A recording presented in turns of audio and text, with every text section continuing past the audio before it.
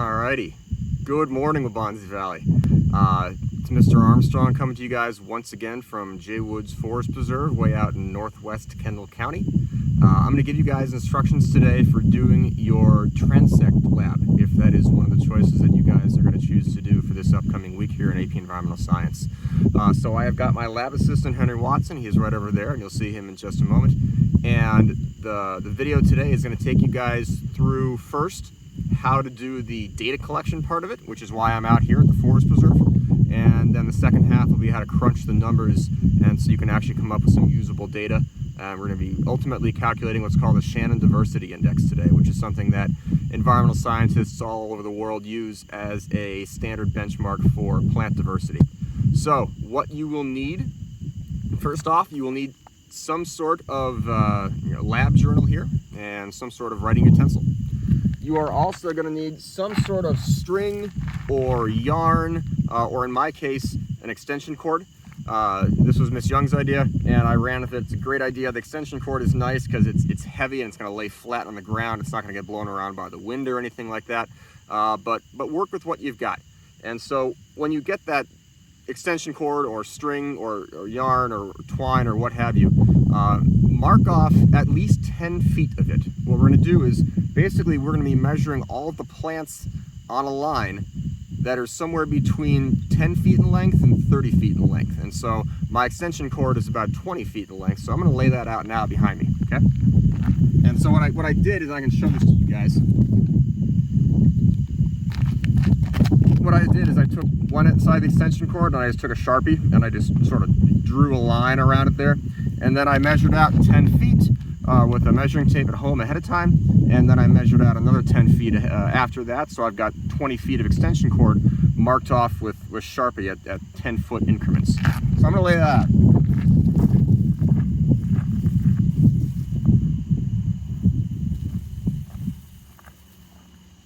gonna help, Henry?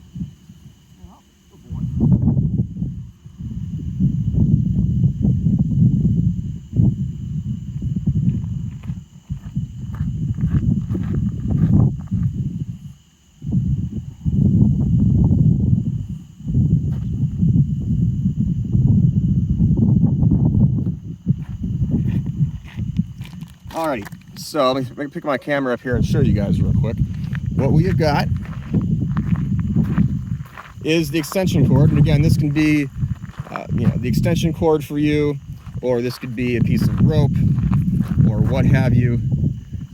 But it's going to be about 20 feet in length for me, and again, for you guys, that can be anywhere from 10 feet in length to 30 feet in length, kind of whatever it is you guys would like to do.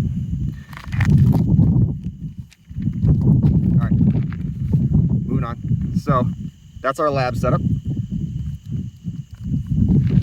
and as simple as it sounds, this is really close to what we usually end up doing in class. Usually in class we're in groups of 3 or 4, and we take our big tape reels out and go outside by the lake and we measure off a section. Usually we're in the prairie, so usually instead of going like this, we go in the prairie. And you can do that too if you'd like, but for video and recording purposes, I just, this is going to be much simpler and easier for you guys to see exactly what it is that I'm doing. So next up, you have to measure, record, count all of the plants along that 10-foot or 20-foot or 30-foot length.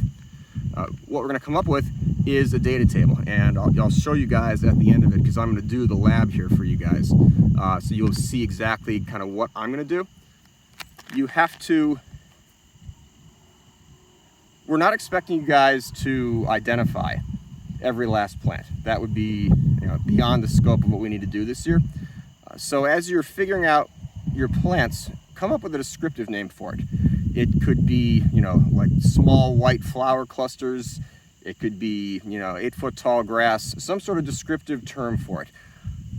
As I write these down, I'm going to use the species names because I know the species names, but for you guys, we don't expect you to know the species names because that wasn't something we covered this year in class.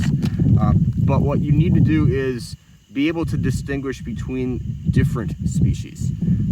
So at the end of it, you're going to have 5 species or 10 species or 20 species along your transect line. and you'll have a description for each of them, and you'll have a population count for each of them. So as you walk that line, you're gonna go, okay, well here's this plant, and there are 12 individuals of that plant along your transect line. And so you would write that down in your data table. All right, so I'm gonna start, and then I'm gonna pause it because you're not gonna want to watch me collect data for 15 minutes, and then I'll unpause it at the end once I get all my data done. Okay? And you're gonna come. All right, so what do we got here? What do we got? All right, so you've got tall goldenrod. You writing that down, Henry?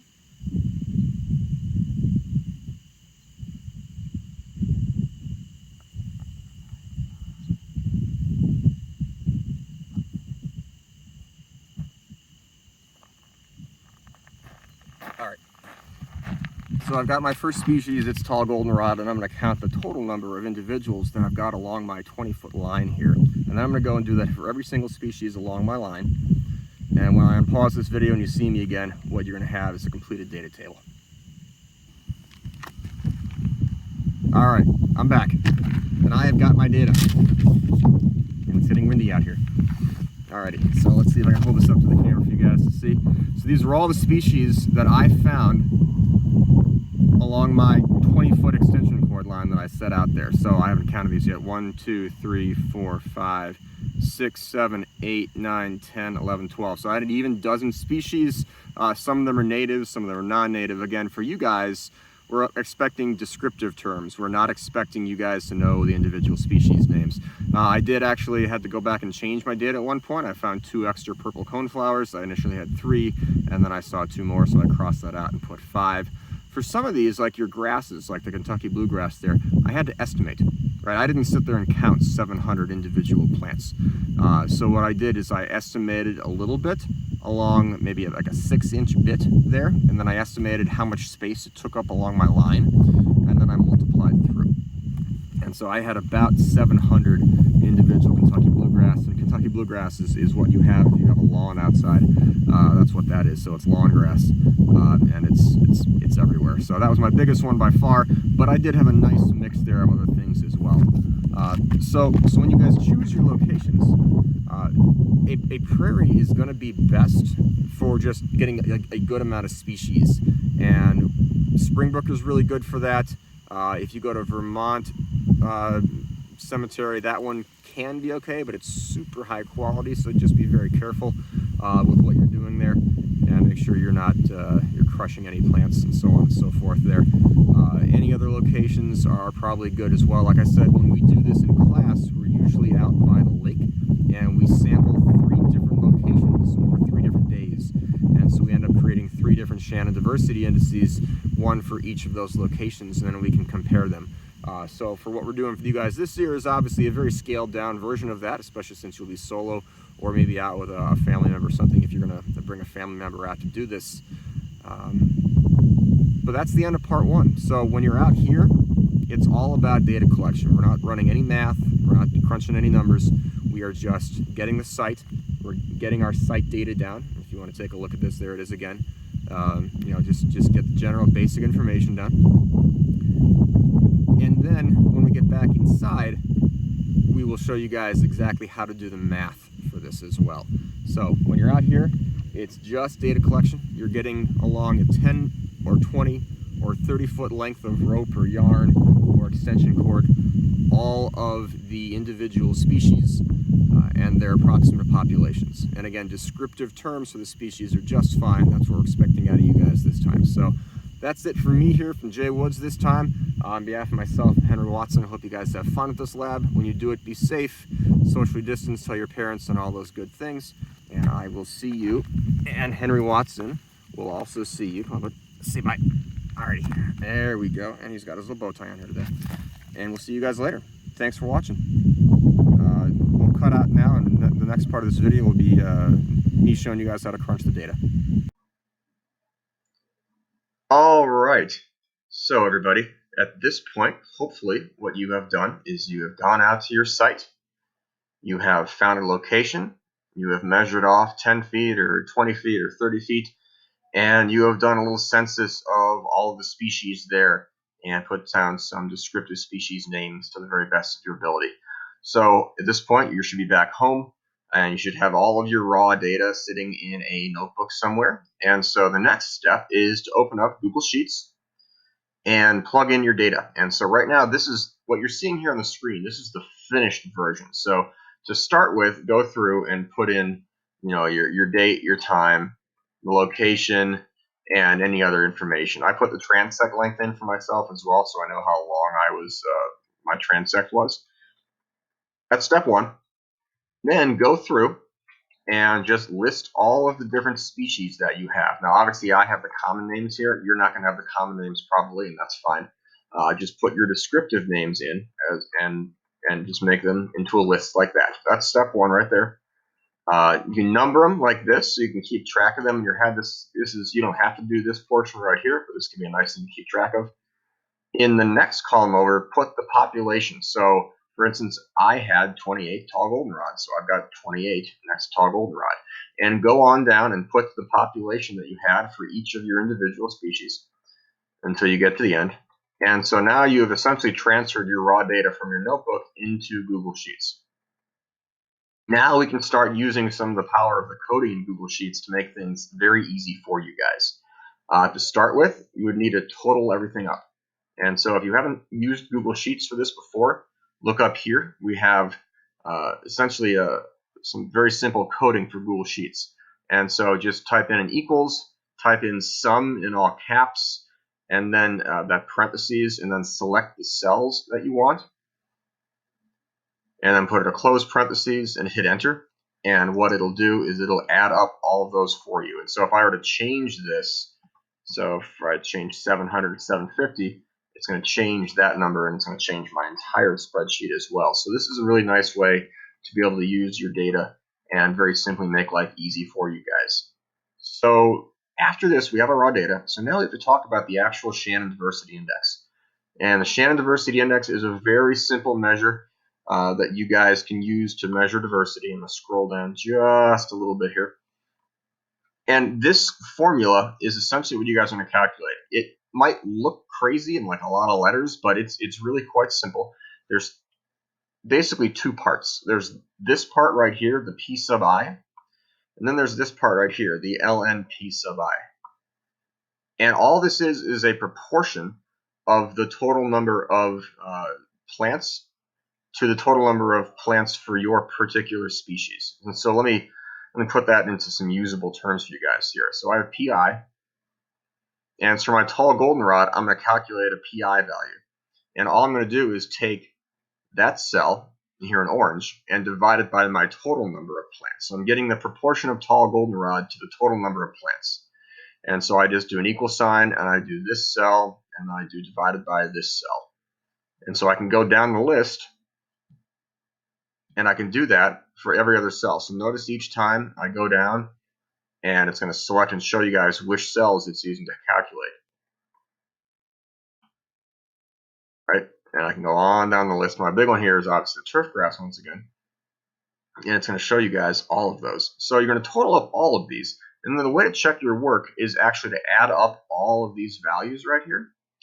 And if you've done it right, all of these values should total up to the number 1, quite simply. And that's because this is, the ratio of all of the different plants to the total number. So I've got my total population here. It should equal 1 at the end. It's like slices of a pie. If I've got 8 slices in the pie, well, at the end of the day, those 8 slices should equal the whole pie. So that's my column right here. So I've just calculated all of these particular values. Now my next column is the natural log of all of those values. So I'm going to once again use Google Sheets' programming to go through and just make my life easy and put in what I want it to do. So I'm going to do the equal sign again up here. And I'm going to type in ln for natural log. And I'm going to put in the cell that I want to do in parentheses. And I'm going to hit enter. So take a look there. And when I hit enter, it's going to sit there and plug that number in. And that's fine. This might look like some crazy, messy number. That's okay. Let it be. And I'm going to go through and I'm going to do that for every single one of them. So you can see here, as I'm clicking through, the cells change. Okay. So there we go. So I'm going to do that for all of your species, and however many species you have is however many species you have. And now we've calculated that LNPI value down here as well. So we've got the two numbers that we need to calculate our total Shannon diversity index. And this third column over here of calculated values, again, is just this column times this column. So I'm going to do, to make this cell work, all I did was I multiplied that cell in orange times that cell in purple. I hit enter, and I get that number. Now that's a relatively meaningless number at this point because you haven't gotten it all done. So you go through and do that for every single one of your cells and use that same coding technique, that equal sign, and then you select the cells and use the little asterisk to represent the multiplication. That's how it works in Excel, and that's how it works in Google Sheets. That's spreadsheeting in general. And you go through and you do that for all of your species. And at the end, we're going to add all those up and take the inverse. And you're probably going, well, why do we take the inverse? Well, simply put, that's what the formula tells us to do. But in reality, what we're doing is basically we're just taking the absolute value of this. So we're taking all these and turning it into a positive number. Could we leave it as a negative number? Yeah, but just for simplicity's sake, to be able to reference things, we turn it into a positive. So the higher, the better. Normally in a healthy ecosystem, you'd have a Shannon diversity index between 1.5 and 3.5. The Shannon diversity index for the 20 feet that I did today was 0.78. And so that's relatively low. And it's relatively low because of one particular species that was there, and that's the turf grass. They took a lot of the population. And if I were to go through, and if I could manage that site, go through and take out the turf grass, watch this. I hit delete. And suddenly my diversity index shoots up to almost 2. And I was able to do this because I coded the whole thing out so I can eliminate that line, and then it automatically recalculates everything. So I'm going to hit undo and put it back to where it was. And so you see my Shannon diversity index go back down right there. So what you would want to do if you wanted to make this into a healthier site would be to eliminate all the turf grass. And that's a pretty common management technique. The turf grass tends to kill biodiversity. So anyways, this is how you calculate that Shannon diversity index. Watch this a couple times. Take a look at the cells. This Google Doc is linked in the YouTube video down below. So if you want to access this, you can do that. And you can take a look and see exactly what I did and how the coding works and all the rest of that. If you want to know more, you can also take a look at diversity indexes in general. It talks about the Shannon diversity index. It also talks about the Sampson diversity index right here in this link. So if you want to learn a little bit more about what these mean and what they do, feel free to take a look at that. And we'll talk about it in class. But I wanted to show you guys how to do the calculations portion of this for the lab. And so there you go. Hopefully that works and makes sense. And obviously if you have questions, let me know. Good luck.